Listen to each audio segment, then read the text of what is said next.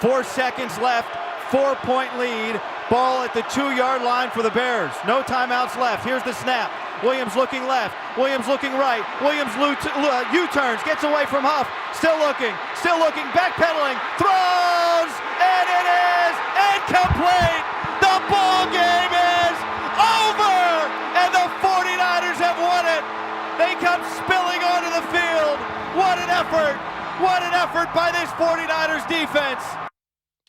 What a call, what a win for the 49ers today as they move to 12-4 over the Chicago Bears, who fall to 11-5. And more importantly, the 49ers still control their own destiny into Week 18 against the Seattle Seahawks. A Saturday night, 5 p.m. kick. Yes, this week, coming up just 6 days away. We'll talk more about that as the Niners win it in a thriller. 42-38. Adam Copeland, Todd Husak with you. Tracy Sandler will join us momentarily, as well as John Dickinson. We'll check in with Larry Krueger as well as the Niners win it 42-38. Todd, just your immediate 30,000-foot view of how Kyle Shanahan and the Niners and really Robert Saleh and his defense at the very end with their backs against the wall come out with a win.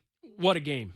Back and forth. And the way the 49ers started with the pick six on the first play and Trent Williams going out, the resolve that they showed and Brock Purdy's leadership and the run game and the pass game, just offense was incredible. 22 first downs in the first half. They had over 300 yards of offense in just the first half. And the defense didn't play well most of the night, but they kept him out of the end zone and held him to a field goal and then kept him out of the end zone on the very last drive, which is all they needed because the offense, we talked a lot about, can the offense carry this team? They did tonight. It's interesting because I wonder what the national perspective or somebody who hasn't watched a lot of 49er football this year would say about how they viewed this team after this win. I can totally see the pundits saying, yeah, well, the defense gave up 38 points. And I'd say, well, this team has not been winning with defense for a lot of this year. They won with some defense early on, and the defense has held up for the most part. But they went up against a high-octane offense today. This is what the Bears have done with the former offensive play caller of the Lions and Ben Johnson. And he made the adjustment at halftime and came out and carved up the Niner defense to a tune that he hadn't really even in the first half. Now, the Bears didn't really touch the ball in the first half because of the first play interception, pick six, out of the hands of Brock Purdy, the first play from scrimmage. They ran 8 plays for their 2 touchdown drives. They went 3-and-out punt, 3-and-out punt. Then they went like a 5-play touchdown drive, 35-yard pass from Caleb Williams, and then a 3-play drive where they pick up big chunks on all 3 plays, including a 36-yard touchdown pass to Loveland, which was an incredible throw, like a 40-yard plus through the air completion to Loveland jumping in the end zone. Once they got an opportunity to touch the ball, they put together some sustained drives and made sure they were in this game. And really, I mean, they had the lead at 7-0, didn't again until they were up 38-35 at the end. But the offense of Kyle Shanahan and what they've done right now, it's as high of a level as we've ever seen it play. I mean, it makes you think 2023. McCaffrey's got 17 touchdowns now on the season and scored in 6 straight. Brock's playing at a level that I don't know that we've seen him reach in the past. And you see more mobility from him today. His best play was probably the Kyle Juszczyk play. And there were 2 or 3 others in the game that you could have said, that's a really impressive play. So they're a dangerous team. They've beaten somebody now. We know that defense is not the calling card for this team, but I'm impressed. And I'm not totally surprised that they found a way to win without George Kittle. And by the way, without Trent Williams, who exited on the first play. Jake Ton just stepped up. Yeah. We talked about him pregame filling in for George Kittle. He made some great catches. Another touchdown for him. Brock Purdy, that highlight play. I mean, it was big plays on both sides. Highlight reel plays for both of these teams. And by the way, that pick six to start the game, they could have called PI. I thought that was PI. They showed it on the replay. He got there a split second before the ball did. They could have called that pass interference. That would have changed the whole. Yeah, you didn't like that at all, that there was a no call. On the replay, I mean, I sort of questioned it. I did think he made a play on the ball. Did you see him jockeying before? He did. He drove on the ball, but he made contact with the receiver. He ran right through him. You can't make contact with the receiver before the ball gets there. Yeah, which is what happened, which is why it popped up into the air. Neither of them could make a play. Right, ball tipped up, and they return it. And we talked about it. If the 49ers just take care of the ball, they should be able to outscore the Bears. And, of course, the first play, they find themselves in a 7-0 hole. But they battled back, and it was big plays in the run game. Christian McCaffrey had over 100 yards rushing in the first half. They were incredible. They ran for like 170 or something in the first half of this game, 22 first downs. Remarkable. They finished the game with 32 first downs. It was just back and forth all night, a heavyweight fight, and the 49ers came out on top. A hook and ladder with the game on the line. That was by the incredible. I Bears. mean, that was a Lions-like play. That was like a play that Ben Johnson would run in Detroit for the last few years, and it was nifty, and the Niners, I mean, were able to snuff it out. It picked up a few more yards, but for a minute, my heart stopped and thought, this might go for a touchdown. It was incredible. Incredible by both teams. Caleb Williams was impressive. 49ers defense, no sacks, no turnovers. They pressured him enough. He had a lot of throwaways, and then he did make some overthrows. He had a couple plays where he was scrambling and had some open receivers, but didn't make them when he was on the run.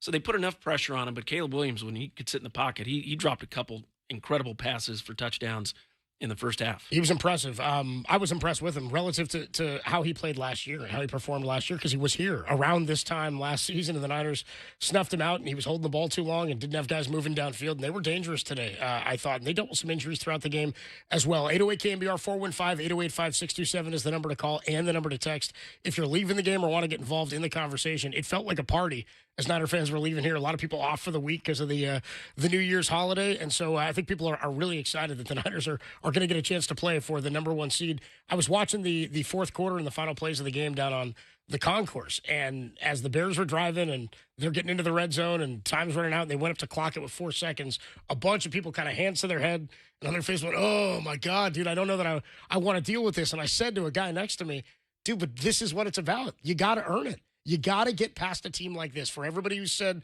the Niners haven't played anybody, and maybe, again, the national pundits might not be impressed with how they won this game. What we know about this team is that no matter the injury adversity or the absences of any level of player at any position on the field, the Niners have found a way to win this year, and they did so again today. They did not let mistakes get in the way. Kyle Shanahan, I think, knows in order to give myself a real chance to win, we've got to score on damn near every drive, every time we touch the ball. What they proved to me today is that this offense is as legit as we thought it was last week, that wasn't just a flare they shot up into the air and had a good week. This is the way they're humming right now. And this is all season. This is as well as the offense has played, with Christian McCaffrey going back-to-back games, over 100 yards rushing.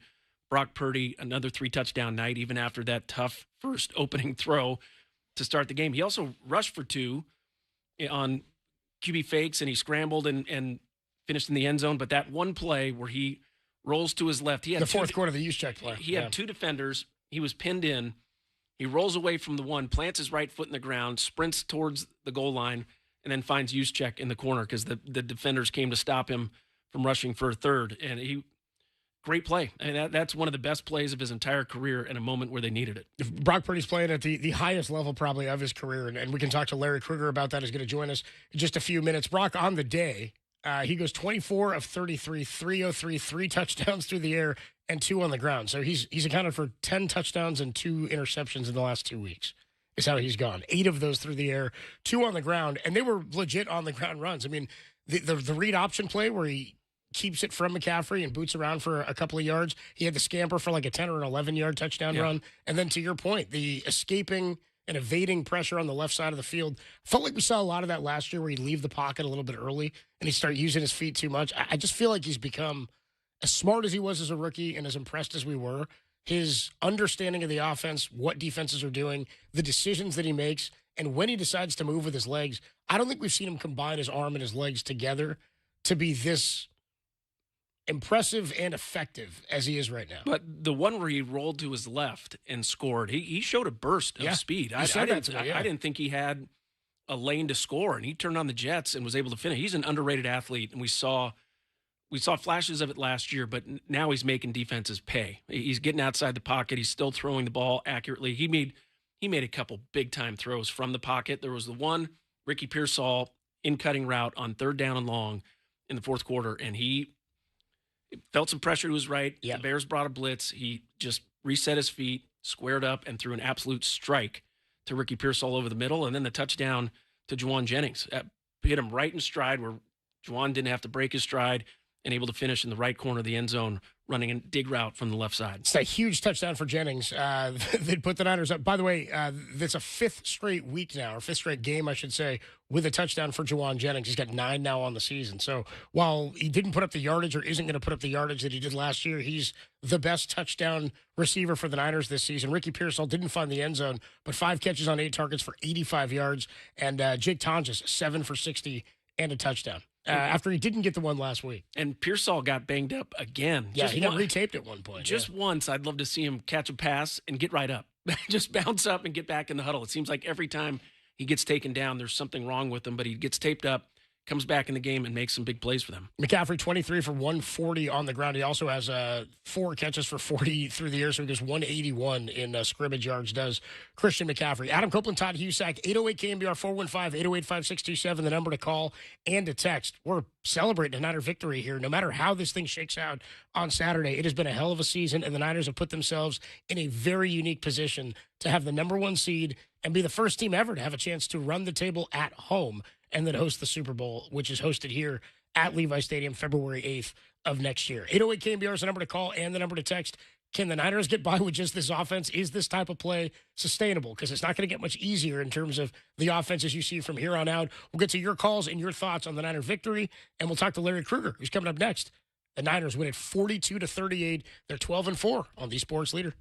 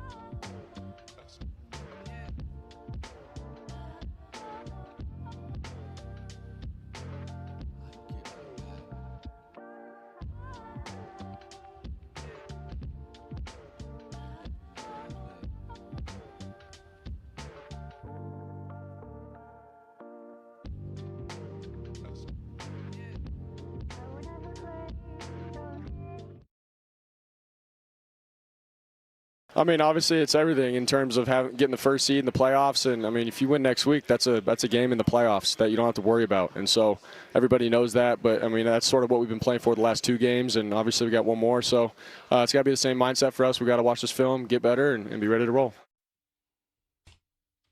Niners win it 42-38 over the Chicago Bears. Adam Copeland, Todd Husak with you from Levi Stadium. And joining us now here in the studio, it's Larry Krueger. Krug, we were sitting together for the first half of this game, man. The back and forth nature of it was intense. It had the playoff feel. It also, I think Niner fans were really feeling the nerves for the first time at the end of a game in terms of what was at stake. And the Niners yet again found a way to pull it out without George Kittle and then without Trent Williams, who I said to Todd left the game first play of the game, and they still found a way with Austin Pleasance on the line to get a win on Sunday Night Football. Yeah, it was a great win for the 49ers. I mean, to fall into a 7-0 hole, the momentum shift, the defense had a hard time. And defense is going to have a hard time. As I was walking down the corridor to get to the locker room, Fred Warner was walking by me. And he saw me, and I had a big smile on my face, and he's like, that was a good one. I'm like, that was a great one, man. That was a great one. And you can kind of tell he's feeling it. He's loving it. And, the next man up thing is big, but, I mean, it always depends on who's the next man, right? But tonight, I mean, Austin Pleasance, he looked amazing in OTAs. Then he looked terrible in training camp. And I was like, oh, man, if they ever have to lean on Austin Pleasance, they are screwed. Well, tonight they had to lean on Austin Pleasance, and he answered the bell. This guy's been in the league for 6 years. He's, been cut. He's been waived. He's been on this team. He's been on that team. He's been on practice squads. He's been elevated and demoted and cut. And I mean, it's a tough road at the bottom of the food chain in the NFL. And this guy got an opportunity in a huge game to fill in for maybe the best offensive tackle of this era. And he stepped in and he played amazing. And then Jake Tonjes stepping in for George Kittle. And just, Todd at one point sitting next to me in the upstairs was like, dude, Tonjes' hands are just unbelievable. He made that catch last week. He made a couple really low ones today. Yep. He catches it outside of the frame of his body. He's a big-time guy. And I talked to him in the locker room afterwards, and I said, Jake, man, I mean, you stepped up for Kittle. And he's like, look, I'm not worried about anything. I'm not worried about how much run I get or anything. I'm just focused on trying to do my job and help this team win. And that kind of like workman-like mindset kind of permeates this whole roster, and it makes them a hell of a football team. They're going to be a tough out. I don't know if the Niners, are going to have a deep run, a Super Bowl run. I don't know. But if they're going to be beaten in the playoffs, it's going to take a hell of an effort to get them out of there. Well, that one catch he made running from his left to the right, and the ball was thrown below his knees. He's running full speed. Right. And he reaches down and catches it and doesn't break stride. I mean, he is a talented tight end. And give credit where it's due to Larry here. You predicted big games from Tonjes, from Pearsall, and Luther Burden III on the other end at 130-plus yards with a touchdown. So, well done. You did your homework. By the way, I was laughing before Krug got here. I was saying to Todd and to Tim, our producer, I said, during the game at one point, Krug goes, man, it's just like we predicted, man. It's Pearsall, it's Tonjes, and it's Burden. And in my head, I was like, it's like you predicted. And this you is the right, first time, right? Yeah, props to you, Krug.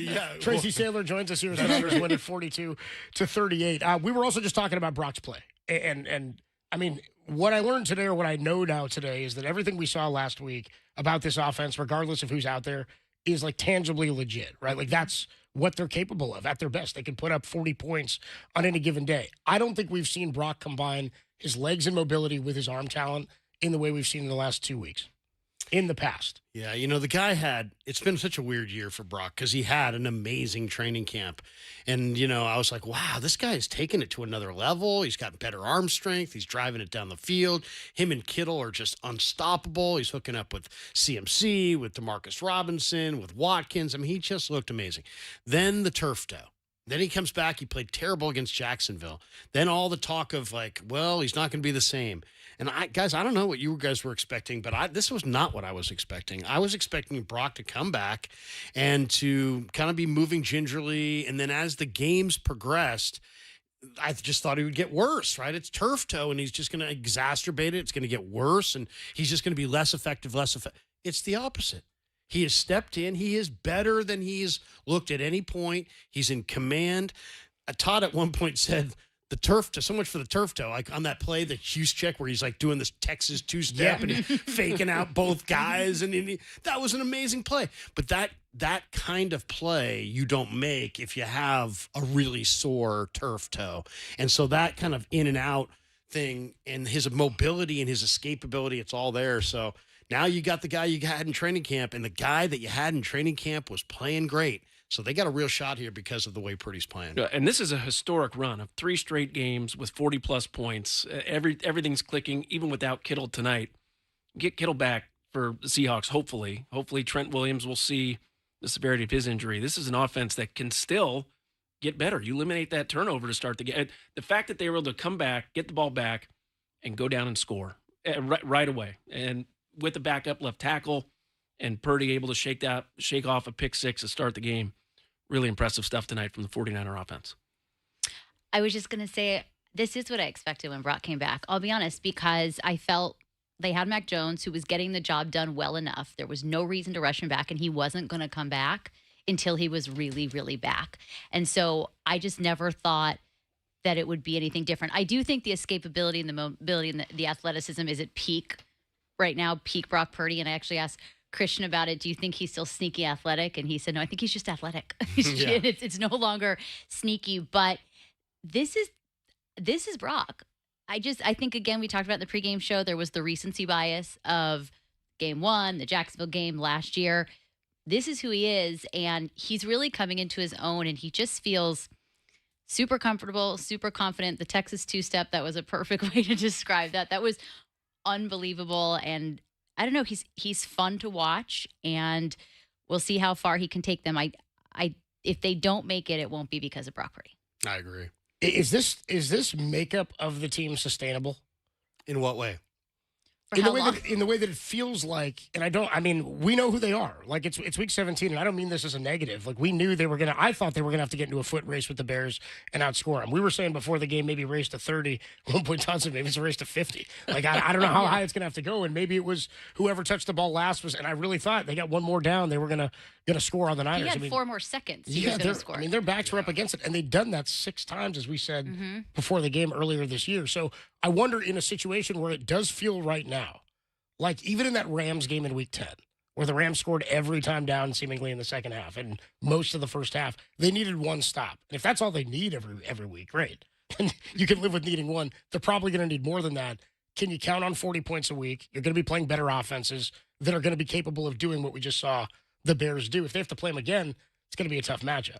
Yeah, so I just wonder, can you get by with a Don Nelson style team where we're just going to try to score more than you do for 60 minutes? It's a great question because it's like, it's kind of both the Bears and the Niners had a lot of momentum coming in. I think the two teams had combined to lose only 2 games since like November, the start of November coming in. So both teams had some magic going.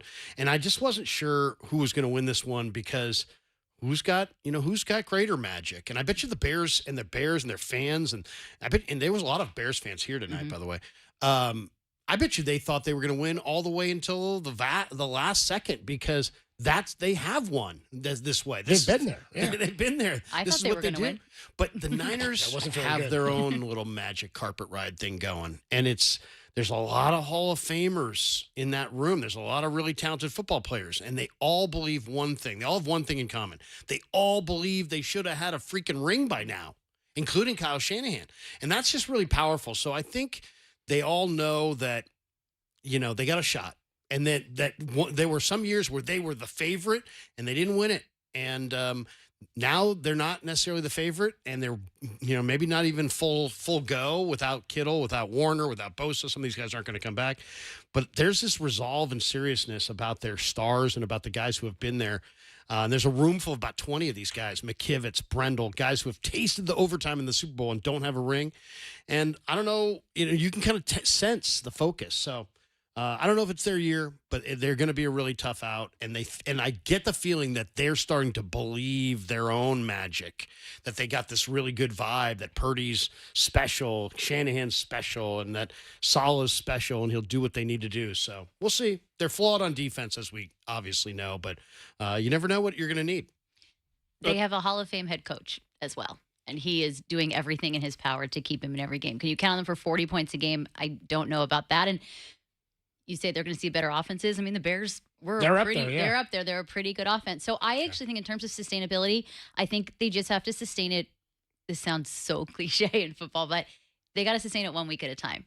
Right now, is it sustainable against the Seahawks? And then beyond that, beyond that. And I really think that's how they've looked at every single week this season. We have to take on this week, and we can't look ahead. And it feels like they've really been thinking that, and they have to have been. Otherwise, it would have been over months ago. Yeah, I'm with you. I mean, this is to Larry's point. There's a lot of people who said, just shut Brock down. Just pack it up and go home. You got top line defenders that are gone. Just be ready for next season. And they said, no, we can. I mean, you got to play the games anyway. You may as well try to go win them, and they did. They had the makeup to do so. So Saturday night, we'll talk more about this, but any thought on it being a back-to-back short week now for the Niners? My logic on this is, sure, it's not doing them any favors, or it's not doing any favors that they have to play on a short week after playing on a short week this week. That said, if you win the game, you get 2 weeks off anyway, right, until you're playing your next game. If you lose the game, you get an extra day to prepare for Wild Card Weekend.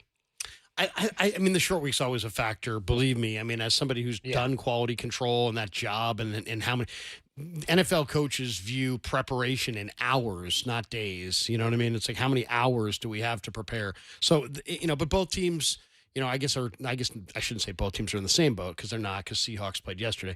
But I think the 49ers are not necessarily concerned about that.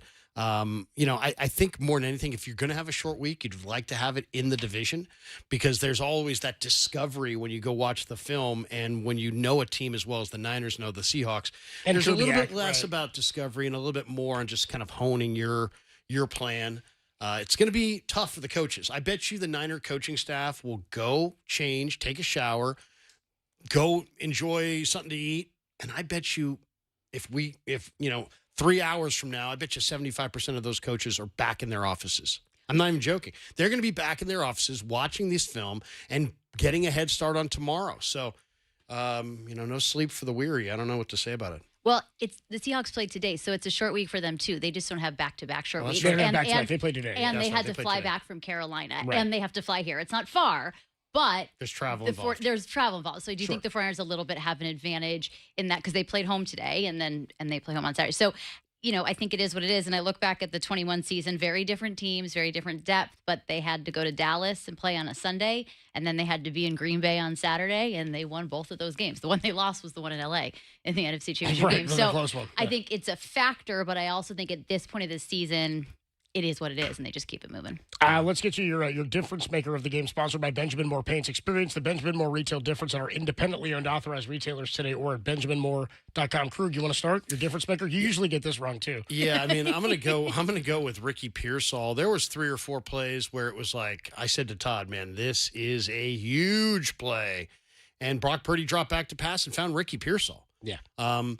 Dennis Allen plays a ton of man, and Ricky Pearsall is your man beater. And, I think he knew it. I think everybody knew it, that he had to be not just along for the ride. He had to have a big-time performance. I didn't even see his final numbers. What were his final numbers? 5 for 85. Yeah, so, I mean, those were 5 big catches. So I'm going to go with Ricky. And I think I think we're going to get to a point. I don't think it's going to happen this week or next week or the week after, but there will be a point when Brock Purdy to Ricky Pearsall will be a prolific, unstoppable, kind of like a Stafford Tapuka type thing. It's not there yet because the continuity, and they haven't had the reps, but once these guys really get on the same page, everybody in the place is going to know on 3rd and 6, he's going to Pearsall, and you're still not going to be able to stop it. He's got to stay healthy. Got to stay healthy. Yep. Where are you going, Todd? Difference maker? Brock Purdy. 5 total touchdowns, and he made some big-time throws. Now, we talked about the one to Juszczyk, talked about the one over the middle to Pearsall on 3rd and long, and then the throw to Juwan Jennings.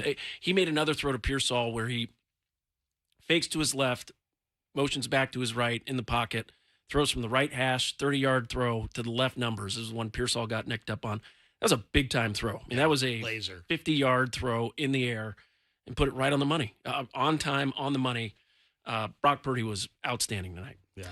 Mine might be a little, not a hot take, but not the norm, but I would say Kyle Juszczyk. He had some huge blocks. He had a huge reception, and then, of course, the touchdown. And as Brock was scrambling for 9 seconds, he made sure he was where he needed to be, and so I'm going to give it to Kyle Juszczyk. All by himself. Nobody knows. I was like, how does that happen, dude? I was wondering how that happens. I mean, that's a talent. Some guy watched him for a minute and was like, I'm good. It's so funny. It happens all the time. But the physicality of Juszczyk at his age is really something. He keeps himself in incredible shape. He's got to be about 240 pounds. And he can block you. He can hit you. He can push the quarterback on short yardage. I love that kind of Purdy push. He can be a lead blocker like a fullback without a Kittle. You can line him up at tight end. He can be an H-back. Yeah, I mean, I when they signed him back, I wasn't sure if it was the right move, but man, he has been so big for them this year. I can't imagine where they would be without him. I'm going to go with Christian McCaffrey. Over 100 yards on the ground in the first half. I thought it was the best game for him on the ground all year. 23 carries, 140. He went over 6 a carry on the ground, and he had the longest run of a 49er this season. That was a great run up the left sideline, the 41-yarder that helped set up a score. So I'll go McCaffrey as the difference maker. It was another huge offensive performance. Krug, thanks for coming by. Absolutely, guys. Appreciate Good it, to man. see you guys. Adam Copeland, Todd Husak, Tracy Sandler. More to come from Levi Stadium. Rick and Hayward, I see you waiting on the line. And Henry in San Jose, I see you. We'll get to your calls at 808 KNBR, 415-808-5627. The Niners and the Seahawks Saturday night from Levi Stadium for the number 1 seed in the NFC. More of your thoughts and your calls next on the Sports Leader.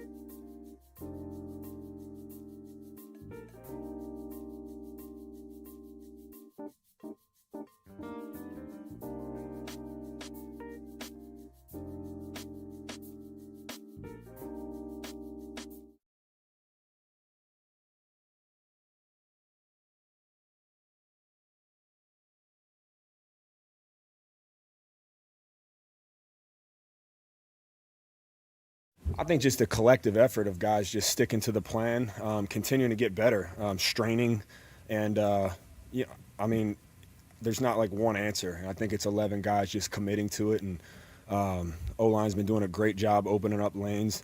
Brock's been great on the boots, making people pay, putting a lot of pressure on defenses, and so, I think we're seeing it and hitting it, and we just got to keep it rolling. Christian McCaffrey there after the 49ers win over The Chicago Bears, they move to 12-4. Bears fall to 11-5, and the Niners control their destiny to the number 1 seed in the NFC playoff picture. Adam Copeland, Todd Husak, Tracy Sandler with you as the Niners get the win here, still from Levi Stadium. 808 KNBR is the number to call and to text. Let's go out to the phone lines and see what the fans are feeling, because it was a tense one and an exciting one in a way the Niners have not had to win, certainly at home this year. They've had some thrillers, the walk-off field goal with Eddie Pinheiro in week 3. They've had some really exciting wins, but this one, I think, it takes the cake for 2025. Let's go to Rick in Hayward. Rick, what's going on, bro? You're on the Sports Leader. Barely hanging on. I heard you, Todd. I wasn't trying to be negative a few weeks ago. I was just being realistic and looking at the defense today, giving up 440 yards. They were one play in the positive, which won them the game. They finally got some pressure on the quarterback for the Brown. Williams, yeah. And Williams. And they flustered him out of the pocket, got him on the run, and got him stopped. And that's what they needed to do. Unfortunately, it took everything Brock and the wizardry of Kyle Shanahan to get this win in the pocket. 200 yards in rushing. This is the first time this year the 49ers have been in the 200-yard category. And in their last 5 games, they ran for 144 yards a game and have averaged 35 rushes a game. And today it was 34 rushes for 200 yards. That's what won them the game. You run the ball, you open up the passing game, and you allow, even with players that are hurt that didn't play today, like Kittle, and you had guys going in and out. I honestly thought that this might have been Brock's best game. I mean, he just was masterful back there. I don't know how he saw that guy coming from the backside, and that saved his butt, because I thought he sack, right. killed it. Yeah, but honestly, no favors from the league. Thank you very much. We have to play on Saturday night. Give me a break. I mean, two weeks in a row where we get a short week. That's ridiculous. But whatever. I got to give it to Kyle. I got to give it to Brock. I got to give it to Christian. And Robert Saleh, you somehow, some way, pulled a rabbit out of a hat. And let's hope we can do it. Well, let's see here now. We got Saturday against Seattle, and then we see where it goes the from first there. playoff game. Yeah. Then the first Then the first playoff game 2 weeks after that. Then the next playoff game, which would be the NFC Championship game, and then the Super Bowl all at home. First time that would happen for the 49ers, and we could join Pittsburgh and New England as 6-time champions. Rick, I appreciate the call, man. Thanks so much. I mean, he makes a great call about the run game. I mean, the run game has been great. It was really good today, the best it's been, certainly in the first half. And I'm with him that, that's what opens up the passing lanes. And that's what was so odd is early in the year, they were such a good passing team, and they were winning. They weren't just a bad team playing from behind, having to pass to get back in it, but they had to manufacture the run game with screen passes and short pass plays to Christian McCaffrey. But to me, that comes back to what we talked about in the pregame, and it's the offensive line. Mm-hmm. It's what McCaffrey was saying in that cut when we were coming in. Oh, 100%. This offensive line's been amazing. I mean, Austin Pleasant, I walked in as Larry was talking about it, to come in for Trent Williams, and there's only one Trent Williams. We were talking in the pregame about what a high level he's playing at. Yeah. Austin Pleasant comes in and does a heck of a job. And we talked about this in the pregame. This is the most next man up team I've ever seen. And I don't mean because they have so many injuries. I mean because the next man up performs. And we've seen it all season long. There are issues on the defense, and we'll see what that ends up doing. But it's very impressive. But I was pretty impressed with Austin Pleasant's performance tonight. The last 2 weeks, they've hit big plays too, and we saw the 41-yard carry for McCaffrey, but it's chunk plays. 30-yard play to Pearsall, the 36-yard touchdown to Jennings, yeah. And so they're not having to get 12 and 13 play drives. They're able to score quickly, and we saw it early in the game where it was 9 yards here and 15 yards and 31 yards, and so that's a evolution of this offense. And they're not doing it with down the field passing. They're not throwing deep down the field. It's crossing routes and hitting guys in stride or screen. We saw a long screen to McCaffrey. I think the scary thing about the defense tonight is they gave up a lot of big plays. Typically they force, it's a bend but don't break, and they force long drives, and a lot of offenses can't sustain that over the course of the game. the Bears gashed them deep over the top, and we saw Caleb Williams throw it successfully down the field and then some big run plays. So they're going to have to shore up that part of it, but they got the stops at the end when they needed to, and that was enough. Back out to the phone lines at 808 KNBR. Henry's in San Jose. What's up, Henry? You're on the Sports Leader. Niners win at 42-38. What's going on, bro? Man, this is an awesome team, man. When one guy goes down, another one steps up, and these rookies, they're playing with big hearts. You know, even though we lose a lot of the main players, there's somebody that steps up, and then all of a sudden you hear somebody's name, and who the hell is this? And it's like, wow, you know. I just told, when I called in, I said, it reminds me of the Curtis Mayfield song, "We're a Winner." You know? Yeah, I got you. Blessed day it comes, you know? Yeah, this has been an incredible season for us, man. Yeah, I think we're going to go all the ways. Okay. I think we're going all the ways on this because it's just you know, I was discussing this with. In fact, I listened to the game on KNBR, and I was texting my friends the whole time, and Attaboy. we were just like going back and forth, going, "Holy shit!" Whoa! All right, okay. All right, see, now we got to rack you, It's a Henry. family Now we show. got to rack you. I appreciate the call, man. Thanks so much, dude. But no, he's right. It's so funny. That was like 4 of the texts I got as the game ended from buddies was just "holy yes." That's all. I mean, that's all it said. But sort of on the tip that he's mentioning, and Kruger was kind of on this too, like the team of destiny thing. People start talking about that as a narrative, but there are other teams, I'm sure, that feel that way about. I mean, if the Seahawks win on Sunday, they're going to feel that way. That they've put together this team and they've got that feel. What does a win like this do for a team like this? Like, you've covered the Niners for a long time, Tracy. You've played on a lot of teams, Todd. When you get a win like this, that is a prove-it win. I mean, they say they don't hear the noise, but I know some of it gets through. People know how they're comparing you to other teams. They knew about the view of the weakest schedule in the league, but they've come out and shoved it in the last few weeks, and they know the level they're playing at. And Larry talked about them starting to feel their own bit of confidence, saying, hey, we're capable of this. Upton Stout knows he can play with these guys, right? It's not new anymore. So what does this type of win do for a team like this late in the year?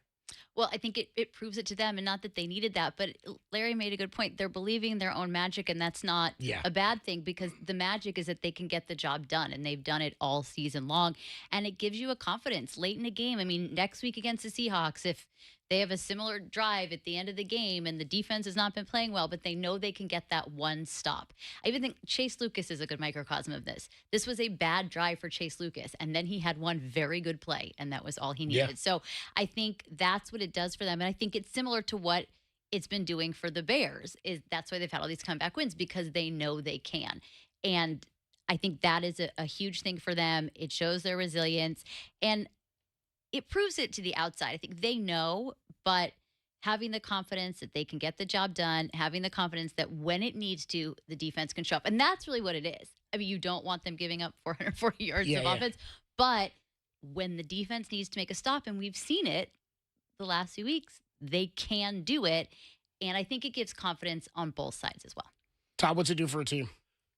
Well, they they hold the Bears to a field goal with 5 minutes left to go down 3. Is there anybody in the stadium that didn't think they were going to score? No. Like everybody. And I mean, that. I was doing the math on how much time they'd have to come back to score a touchdown, Right. and they needed to anyway. But we're all feeling it as fans.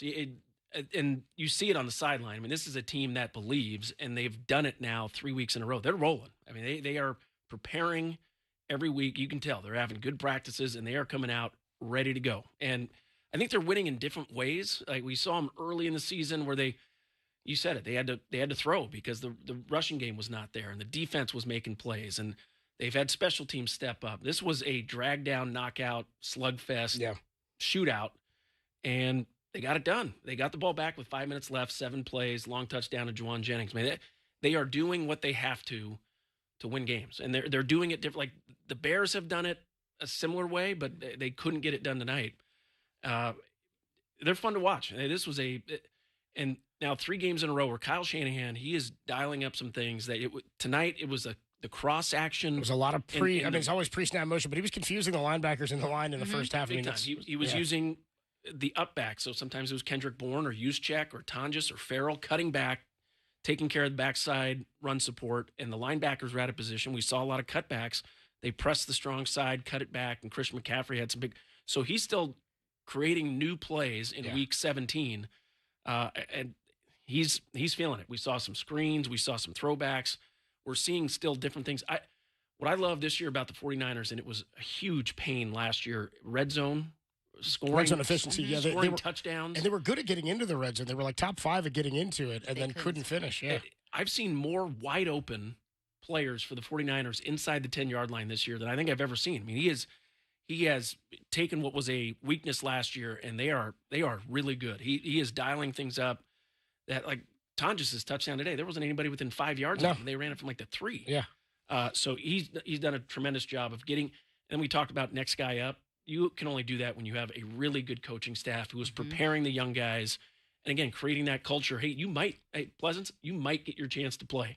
And if you're not ready, you're not going to play at a high level. I mean, they are preparing everybody on the roster to come in and play at a high level. And when they get their chance, they do. You know, all the turnover in the offseason and all the veterans, it's just, you know, I think it paid off. You got a lot of guys who are hungry and will do whatever to win. Yeah, and you know, you wanted to see the development of the players that were young at the start of the year, and there's been a lot of other ones that we didn't anticipate would have big roles. I do think they're peaking as a team right now. I know the defense had one of its biggest struggles today, specifically in the second half, that it's had all year. But you want to be peaking and playing your best football. Of all the teams that we view as elite teams in the league right now, the Niners offense is playing at the highest level, I think, of any of them. 808 KNBR 415-808-5627 is the number to call. And real quick on Henry and San Jose, I've been doing this for long enough to know we knew Henry was going to be cooked when he came on. I should have got out. Early. It's my bad. I have to wear the S-bomb. Because I should have known. As soon as he came on, I was like, this guy's, as our guy AJ on the YouTube chat said, he sounded a little well done. I was like, yeah, I think that's a good way to put that. 808 KNBR is the number to call and the number to text. Do you think this style of play for the Niners is sustainable? They are the hottest team in football. Can they go toe-to-toe with the Seattle defense and do this next week? We'll talk about it next. Adam Copeland, Todd Husak, Tracy Sandler. The Niners are 12-4 on the Sports Leader.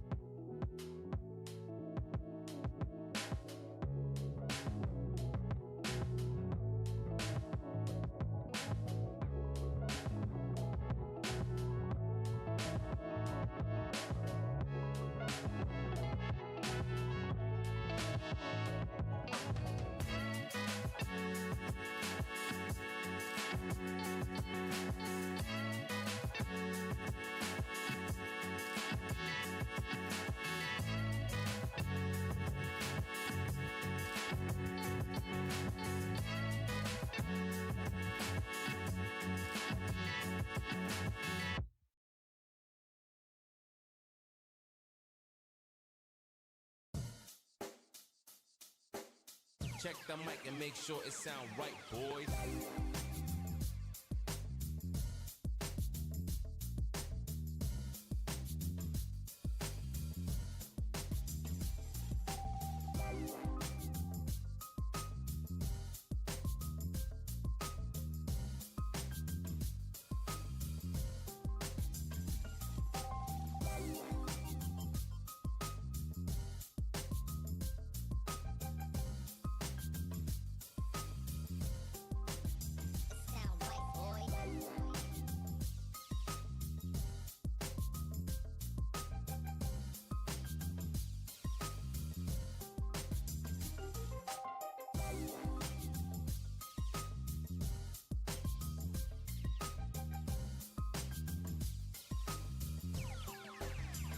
sound right, boys.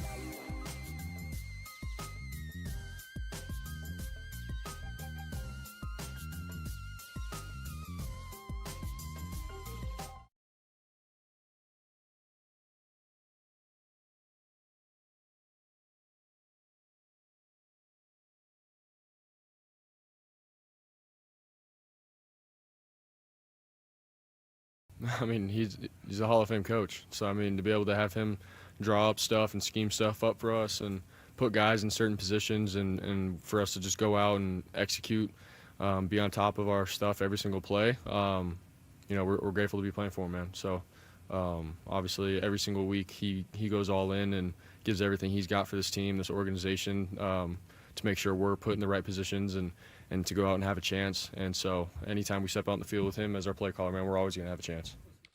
That was Brock Purdy, the franchise quarterback, $52 million, and he's earning every penny of it. The last couple of weeks, these last 2 games, 10 total touchdowns, 5 throwing last week, 3 through the air this week, 2 more on the ground, 10 total touchdowns to go with 2 interceptions. He's playing as well as any quarterback in the league right now. He may be, in fact, the hottest quarterback in football right now. Adam Copeland, Todd Husak, Tracy Sandler with you as the Niners are getting ready. I think we're all already thinking about Seattle on Saturday. A rivalry renewed. There's been so many, in the Kyle Shanahan era, there's been so many iterations of Rams 49ers and the tie between McVay and Shanahan. It's sort of, I mean, they've had big games against Seattle. Of course, the Dre Greenlaw stop at the goal line, Dan Bunn's like tackle, but against Marshawn Lynch and gets the Niners the 1 seed then. But there haven't been many in the Shanahan run where the Seahawks and the Niners have both been good. This is kind of fun. A rivalry renewed, Todd. Money well spent on Brock Purdy, to your first point. And I agree. My takeaway from that week 1 game up in Seattle was Seattle's really good. Yeah. And the 49ers took advantage of that timing in the season, and Ton just made the great play at the end that sealed the win.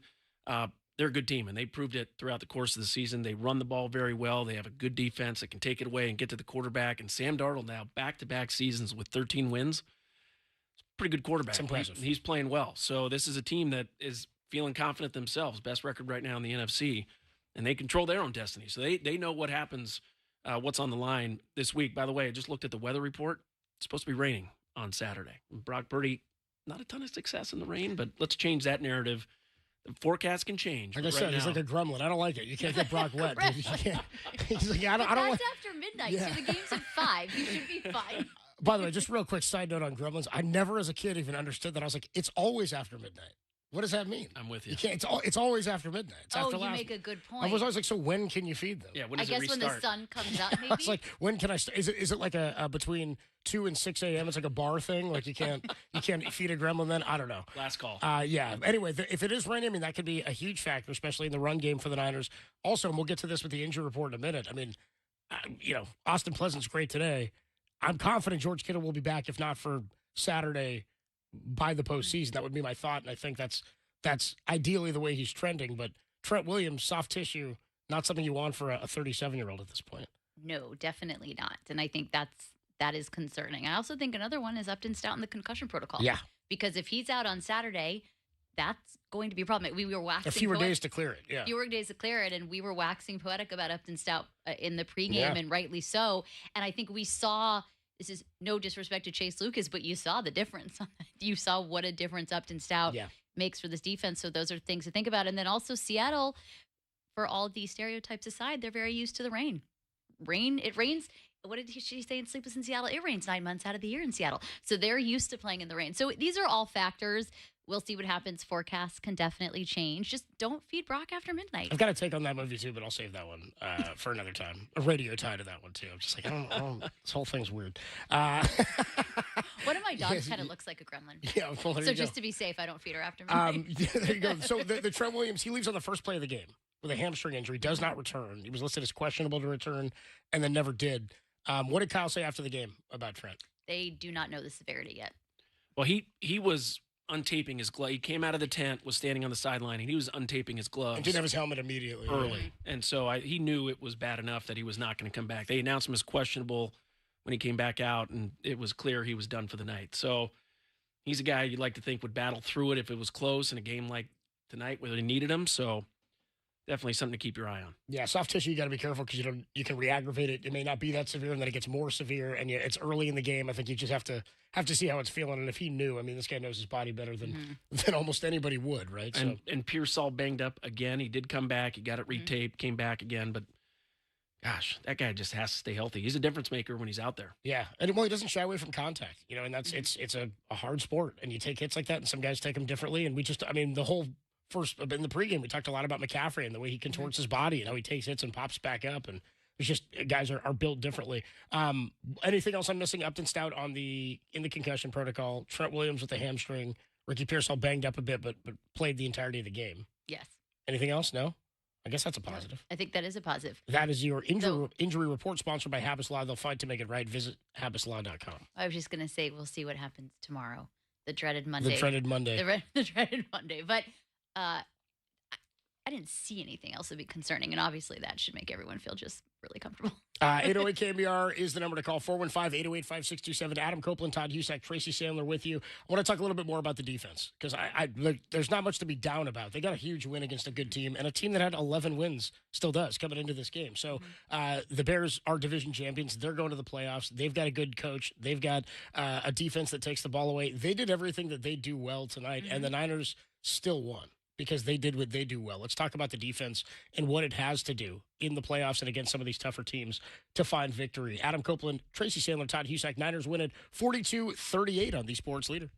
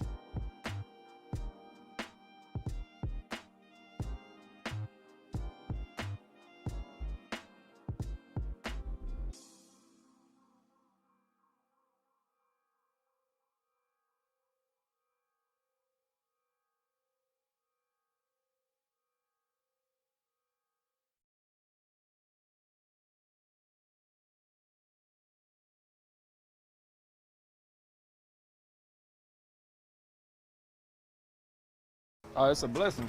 A lot of people counted us out. To everybody else, we wasn't supposed to be where we at now. So it's just, the proving the doubters wrong. It just feel great. How much spicy is it that it's against the Seahawks too?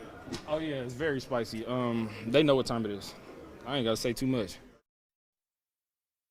That was Demo Lenore for the 49ers. He doesn't have to say too much. Adam Copeland, Todd Husak, Tracy Sandler with you. Niners going to win in Week 17, 42-38. They'll play Saturday night, 5 o'clock right here on The Sports Leader. Pregame at 2 o'clock right here on The Sports Leader with us three from Levi Stadium as the Niners play for the 1 seed. So the defense.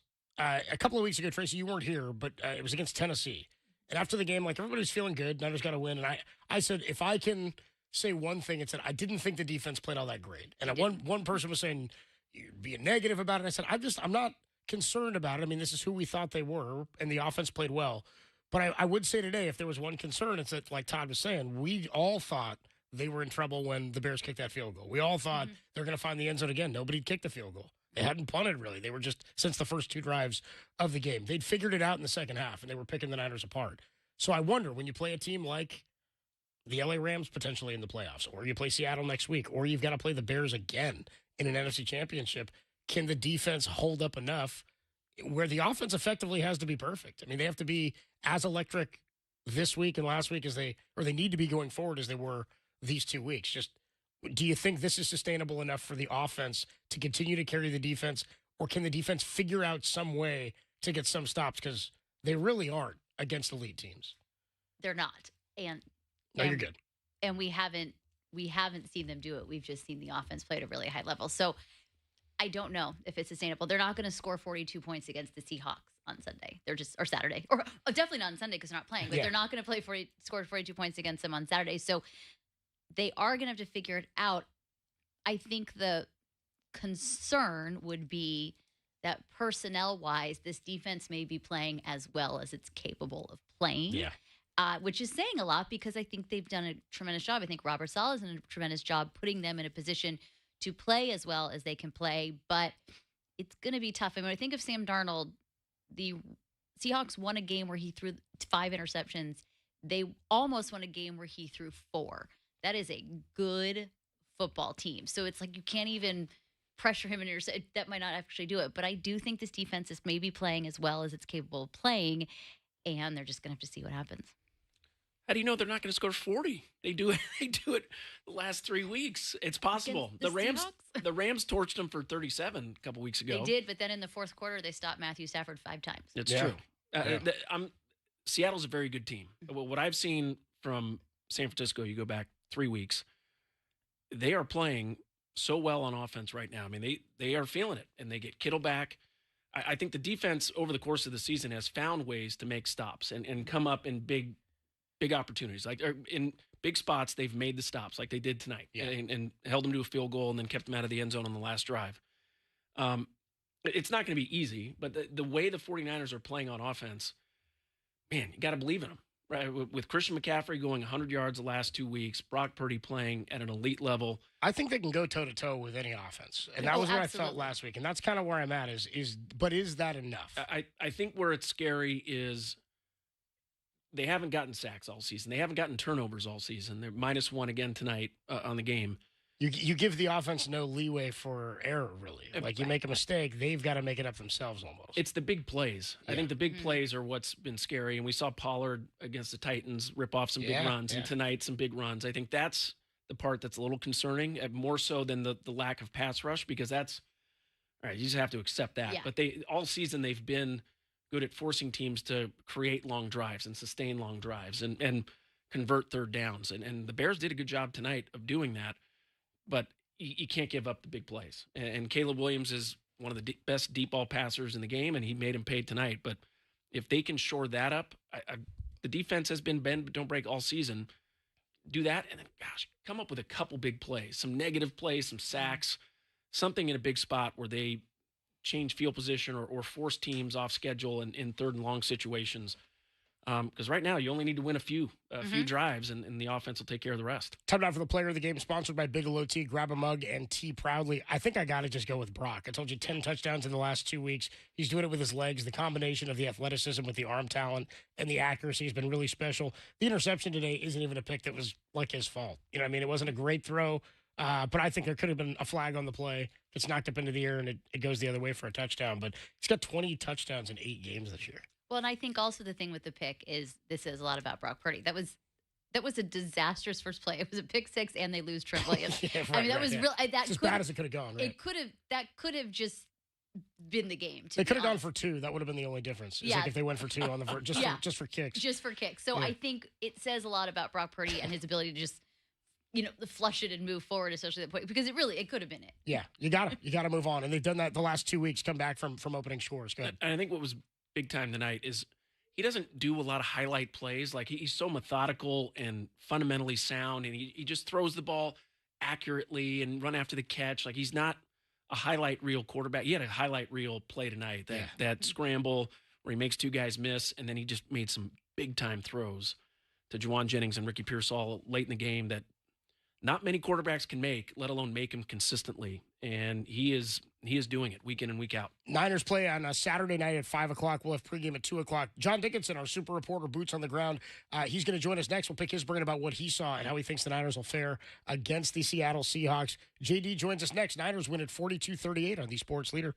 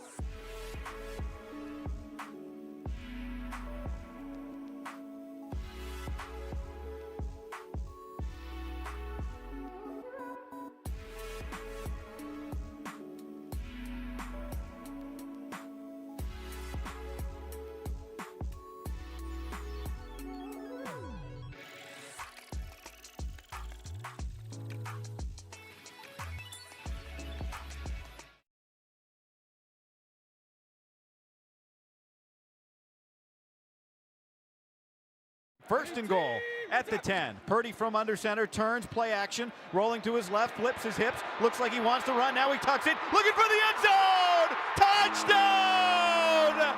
Touchdown! 49ers! Brock Purdy gives him the lead.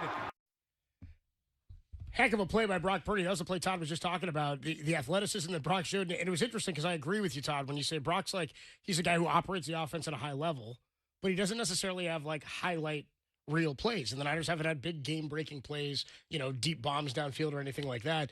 But he put on a show today. He looked really, really good today. 10 total touchdowns in the last 2 games. He's got 20 touchdowns passing in 8 games this year, undefeated since coming back from the turf toe. And as Larry said, you kind of thought he might regress injury-wise as the year went on or feel some pain. That play was evidence that he's feeling pretty good, and it's incredible that he's gotten better. John Dickinson joins us here at Levi Stadium following the Niners' 42-38 win. JD, did you learn anything about the Niners today? We can't keep saying they're not beating anybody.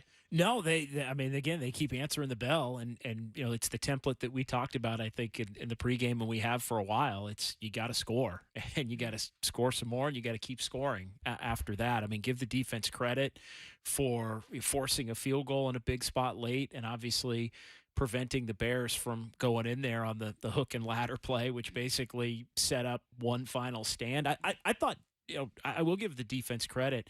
There were a couple of times in the second half where they just forced Caleb to immediately just get out of the pocket and didn't have a lot of action. It was kind of like the last play. There were plays like that last play at a couple of different points in the second half.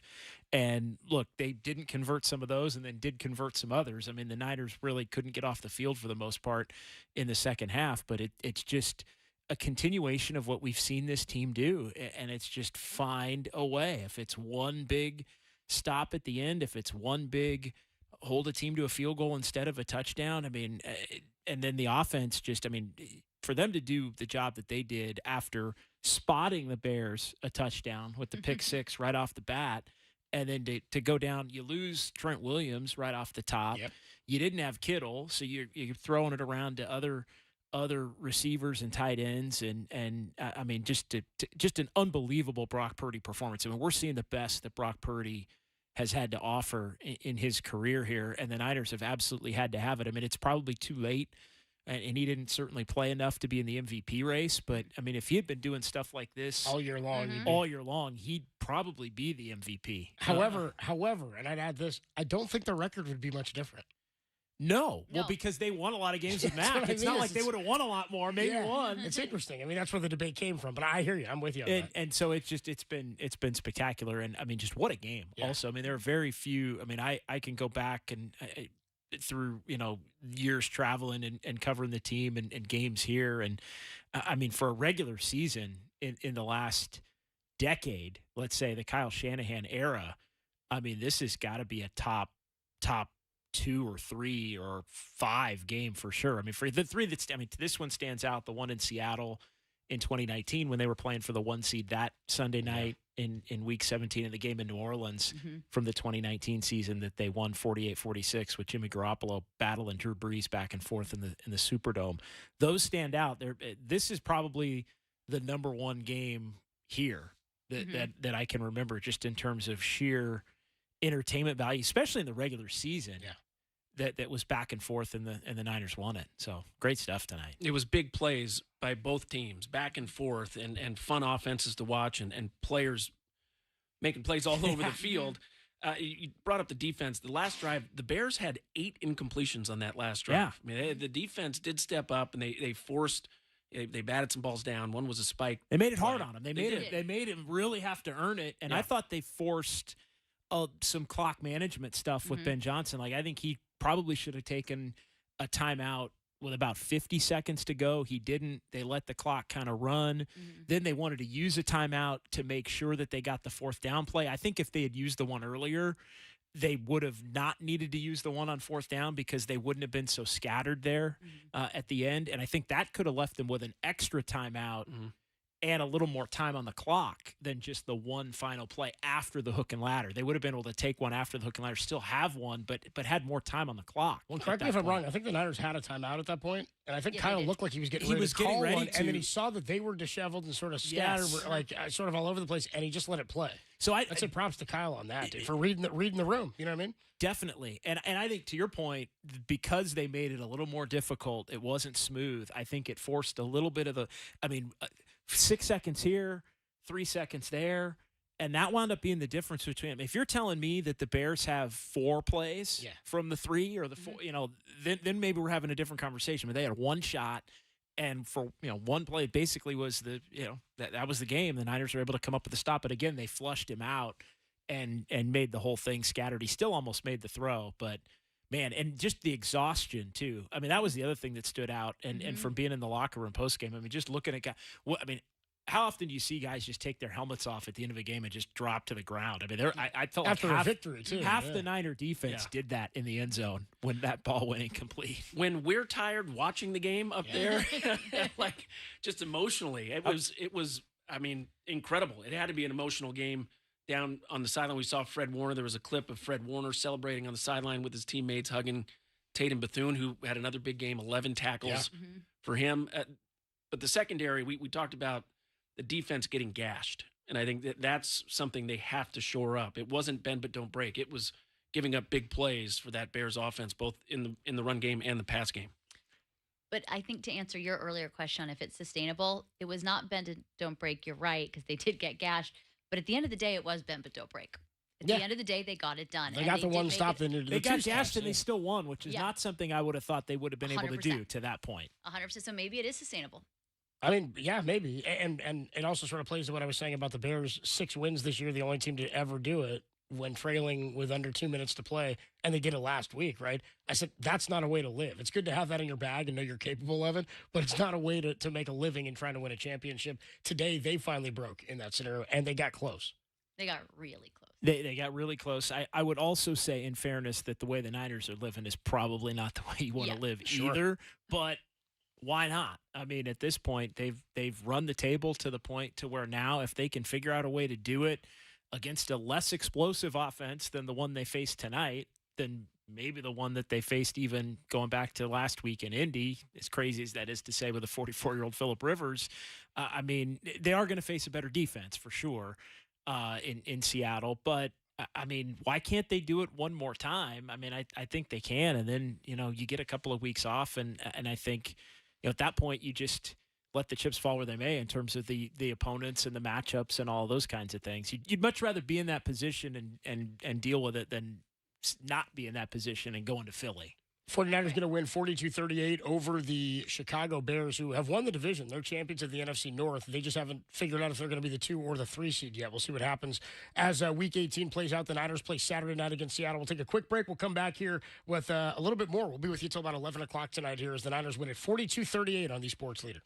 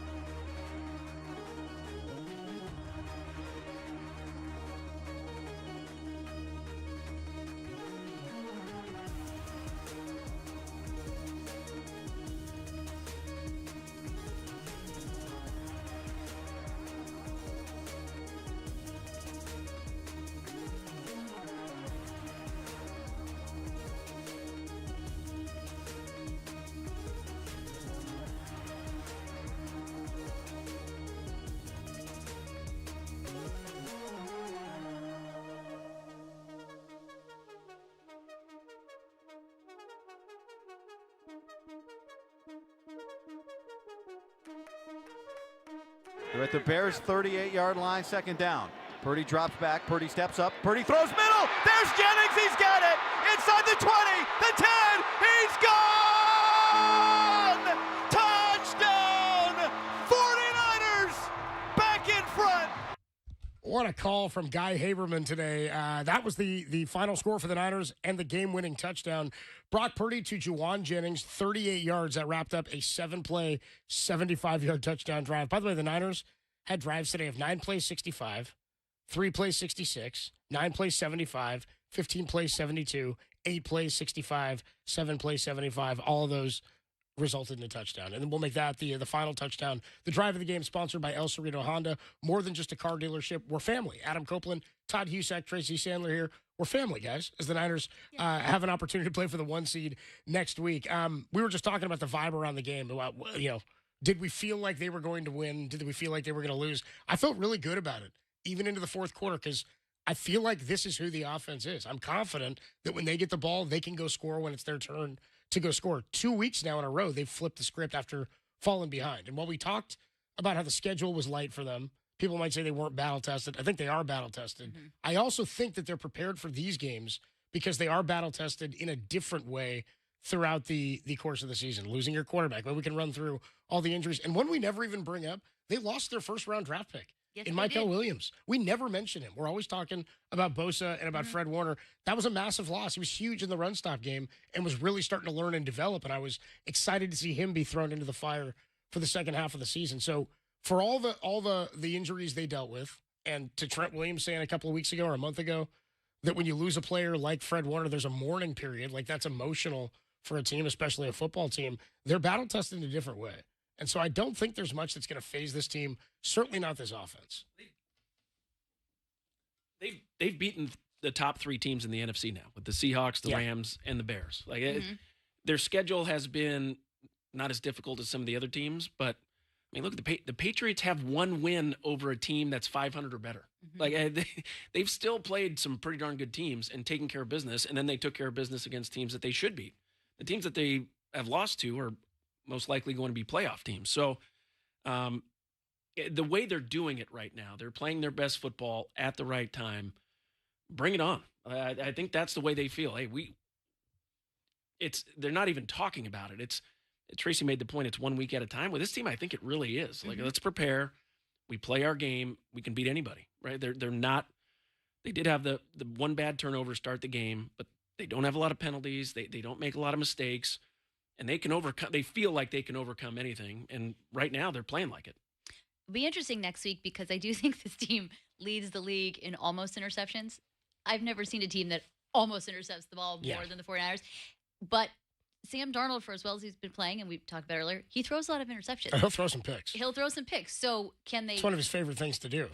Because it makes it interesting. Yeah. Why win easy when you can be throwing picks? But can they capitalize on that? Can they actually get the pick, and can they do something with it? I think that's going to be the thing on Saturday. I've got to do the homework on this because it just feels this way to me. Certainly, I mean, they haven't had many turnovers. They've had 6 interceptions.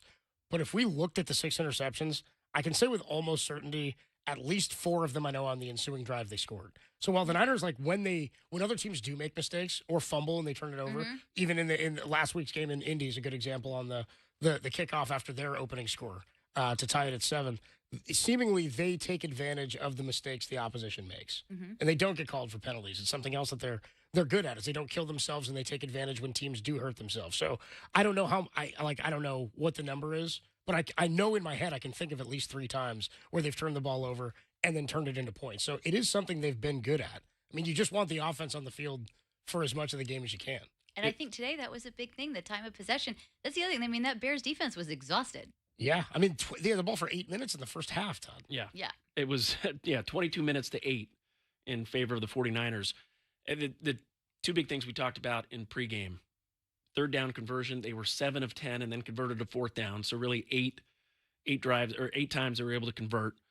And then red zone, they were 5 for 5 in scoring touchdowns. Bears 1 for 3. So those two things, and the Bears were 50% on third down. Those stats, 49ers have been really good all season long at those two things, and it kept up tonight. Adam Copeland, Todd Husak, Tracy Sandler with you. Niners get a win over the Bears, 42-38, back-to-back weeks now, scoring 42 points. They didn't score 45 in a game at all in the 2023 season. They never got that high. They had a first half high this week in this game as well, 28 points. They didn't do that all season this year. 25 against Arizona, I think, was the previous high. And they've now scored 40-plus points in back-to-back weeks, and they had 80 total in the previous two. So what are they at? Like 100 and I'm bad at math here. We're going. I'm just saying they won what, 42 today, 45 last week, or 97 in 2 weeks, and 30 whatever it was the week before. I believe you. I'm not good at math either. They're my point is they're the hottest offense in football, Yes. and they're pouring it on teams. So you better bring your lunch pail when you're coming to play this offense. We'll sign off when we come on back from Levi Stadium. Niners win it on the Sports Leader.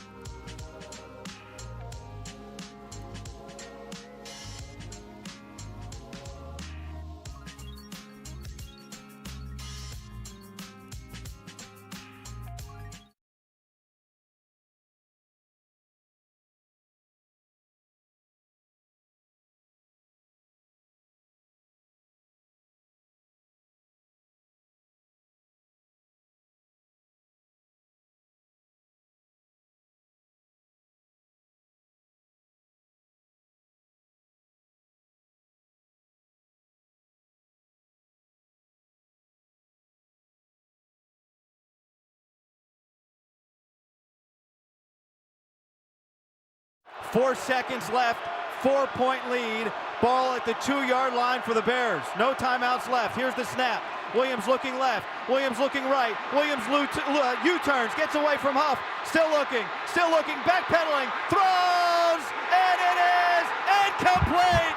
The ball game is over, and the 49ers have won it. They come spilling onto the field. What an effort. What an effort by this 49ers defense.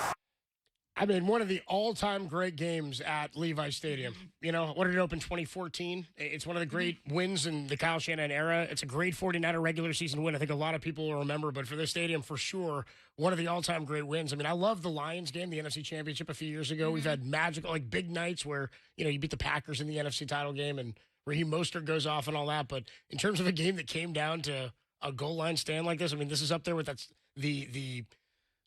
well, I guess that was up in Seattle, the Dre Greenlaw tackle. So that's, you know, this era, but not here at Levi's. This is one of the great wins in this stadium. The collective stadium holding its breath. Everybody. While Caleb Williams is scrambling and looking for somebody, and as soon as that ball skipped, the place erupted. It was fun. I think we needed it, yeah. By the way, Saturday might be even bigger, right? I mean, that crowd is going to be cranked up. And this ready crowd to hates go. the Seahawks. You know, I mean, they're you know, whatever about the Bears. You want to beat them, but you're like, I don't have any hatred for that organization. No. Seattle, you've got wounds still that are battle scars that are healed up, but could be reopened on Saturday. Oh, 100%. It's going to be fun. It's definitely going to be bigger. I said earlier, I keep thinking Saturday is the playoffs because it feels like it's a playoff game, because Saturday could definitely write the script for the 49ers the next several games. Because of what's been at stake for them, you know, it's not a go-home situation, of course, so it's not really a playoff game, but they will, into the playoffs, effectively have played back-to-back games. And if you count the Colts game, knowing you had to win that one on the road as your potential final road game of the season, that had some big implications as well. So I think it's a massive deal that they've gotten on this run, that they're going to get this feel and this vibe into the postseason, having played playoff field games. And one storyline, not that there was ever bad will or an issue, he was the backup here, but Sam Darnold, I mean, he was on this team. Yeah. That's just like a little extra zhuzh, if you will. Yeah, just a little extra. Here's the, by the way, that was the call of the game, that final call there for the 49er victory, sponsored by Merit America. This super opportunity is brought to you by Merit America. Go to meritamerica.org/super and sign up now. All right, we're getting ready to sign off here. We'll be back with you next Saturday, or this coming Saturday, at 2 o'clock for pregame, 5 o'clock kick for the Niners and the Seahawks. Final thought from you, Todd? That was exciting. That was just a fun game to watch. Big plays on both sides, big players stepping up and making plays. Brock Purdy continues his magical run. I mean, he was spectacular tonight. Arm, legs, decision-making. Really fun team to watch, and getting it done at the end. I mean, that was exciting, as good as it gets. I would agree. That was such a fun game. And this team, it's up to them.